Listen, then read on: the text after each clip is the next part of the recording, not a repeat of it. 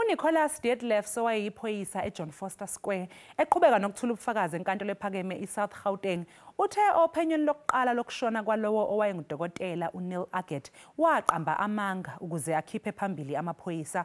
uAgathe watholakala ekhungiwe esitokisini samaphoyisa eJohn Vorster Square ngo-1982.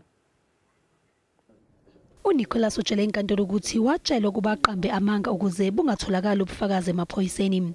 Uthi wakwenza lokho ngoba wayelungiselele ukuba abe ufakazi oqavile ophenyweni lokuqala lokushona kuka-Agathe.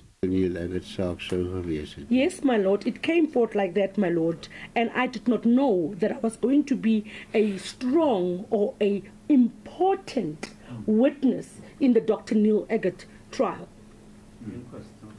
Inquest, my lord. Uthi wabe azi kahle kamhlophe ukuthi konke ayekwenza kwakungelona iqiniso kodwa wayekwenziswa ingcindezi ayenayo.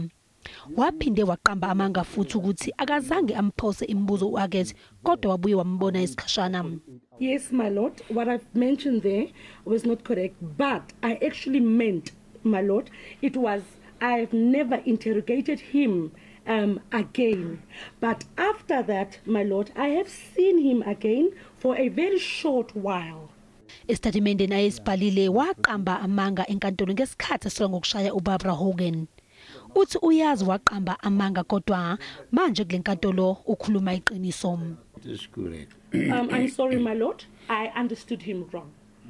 But what counsel has put to me now, he is telling the truth. He is right. Ubuzwe ukuthi inkantolo izokwazi ngani ukuthi manje ukhuluma iqiniso. I have decided, my lord, that in this proceedings of this court, I'm going to tell the truth because there is no one that is intimidating me or that is forcing me, my lord, and or anyone that is telling me what to say. My legal representatives told me and they warned me, my lord, that I should tell the truth.